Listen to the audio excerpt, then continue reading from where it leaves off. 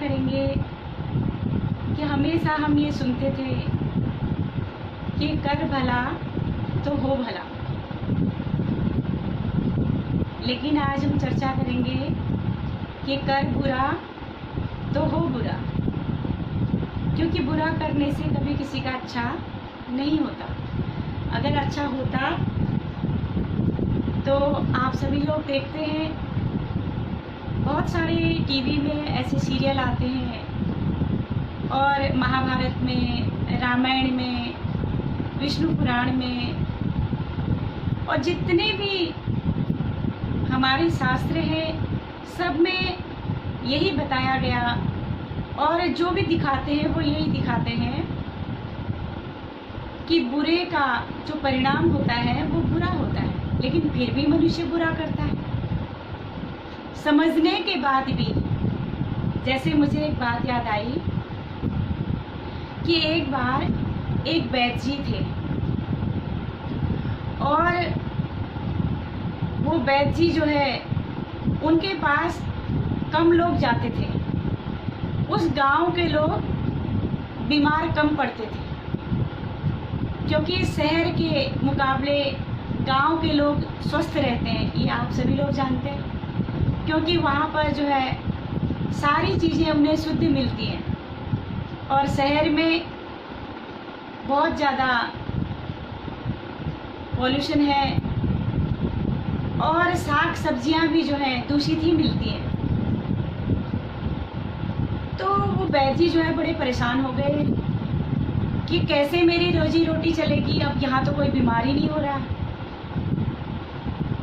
तो वो देखते थे रोज एक मैदान में छोटे छोटे बच्चे जो है गांव में जैसे खेलते थे, हम लोग भी खेलते थे, ऐसे ही वो भी खेल रहे थे।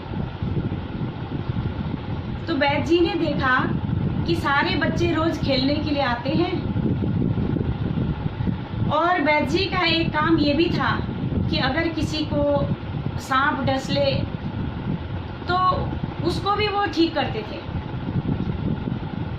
तो उन्होंने सोचा बीमार तो ऐसे कोई पड़ेगा नहीं, तो उन्होंने एक सांप को पकड़ करके एक पेड़ के कोटर के अंदर उसमें डाल दिया,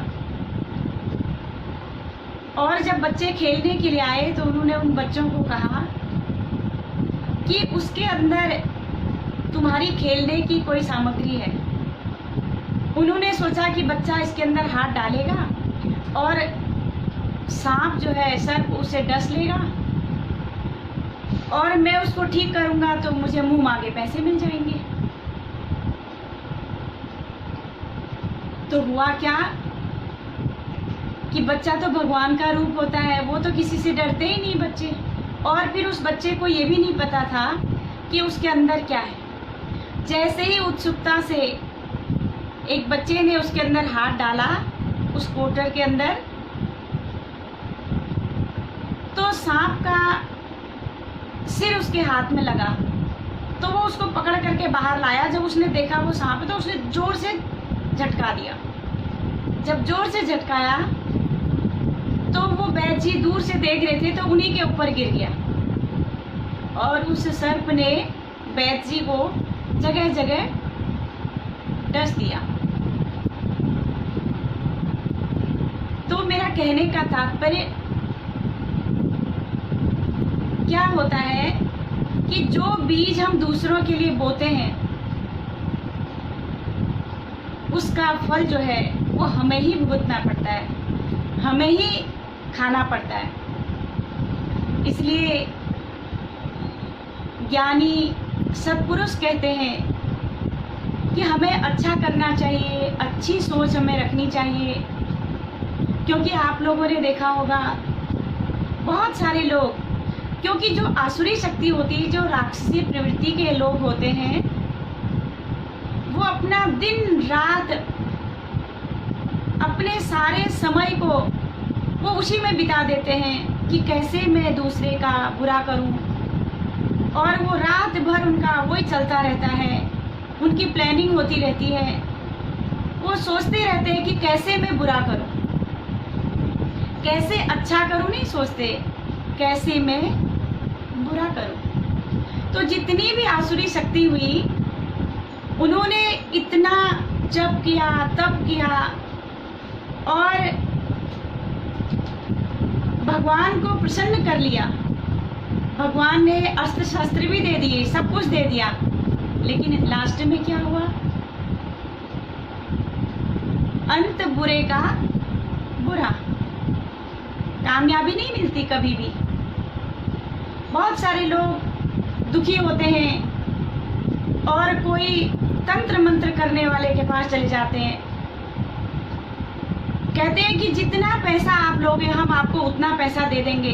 दान पुण्य अच्छी जगह नहीं लगाएंगे पैसा, लेकिन तांत्रिकों को देने के लिए चले जाएंगे कि किसी तरह से मेरी उससे दुश्मनी है, मेरी नहीं बनती, और वो जो है काफ़ी अच्छे पद पर है और उसका काफ़ी सुखी परिवार है, और कैसे ही तुम इसका बुरा कर दो, इसके घर में कुछ ऐसा अनर्थ कर दो, मैं आपको मुंह मांगे पैसे दे दूंगा।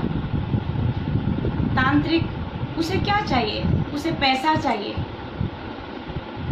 लेकिन तंत्र और मंत्र, क्योंकि जो सारे तंत्र मंत्रों से जो बड़ी शक्ति है वो है महामंत्र। जिस महामंत्र का जाप भगवान भोले शंकर करते थे, जिसके लिए उन्होंने काशी में मुक्ति का उपदेश दिया। रामायण में कहा,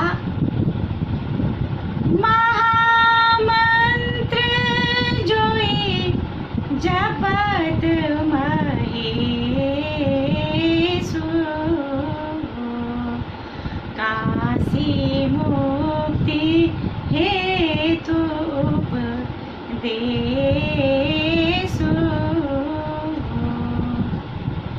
सुनहु उमाते लोग भागे, सुनहु उमाते लोग अभागे, हरि तज होई विषय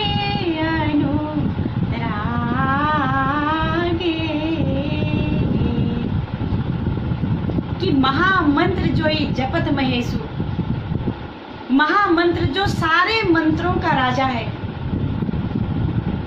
तो वो शक्ति तो सबके अंदर है।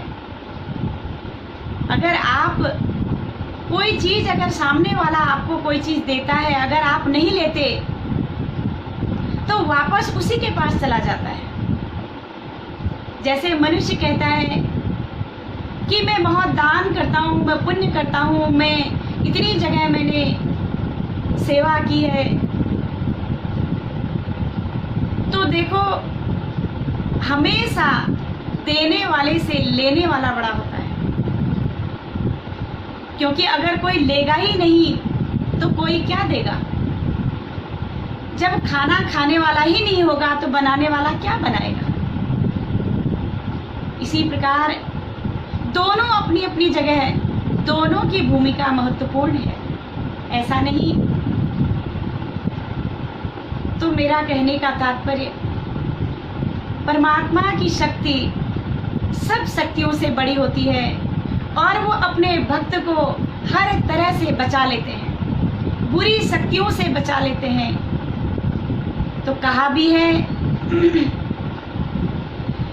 बहुत बड़ी है प्रभु की बाहें, जो भक्तों को सदा बचाए, राम का प्यारा जग में जीते, जीवन का संग्राम उसका कौन बिगाड़े काम, जिसका रखवाला है राम, उसका कौन बिगाड़े काम।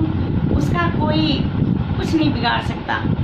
जो कालों का महाकाल है, ऐसा परम पिता परमात्मा वो हम सब की रक्षा के लिए हर समय खड़ा रहता है। बस हम उसे याद करें और हमेशा अपनी भावना को रखें कि कैसे हम दूसरे को सुख दे सकते हैं, कैसे हमारे वजह से कोई सुखी रह सकता है, हम कितना प्रेम दें लोगों को। जो ईश्वर का दिया हुआ है वो बांटने से बढ़ता है। इसीलिए आज के लिए इतना ही। आप सभी लोगों को मेरा प्रणाम। Like, subscribe and press the bell icon.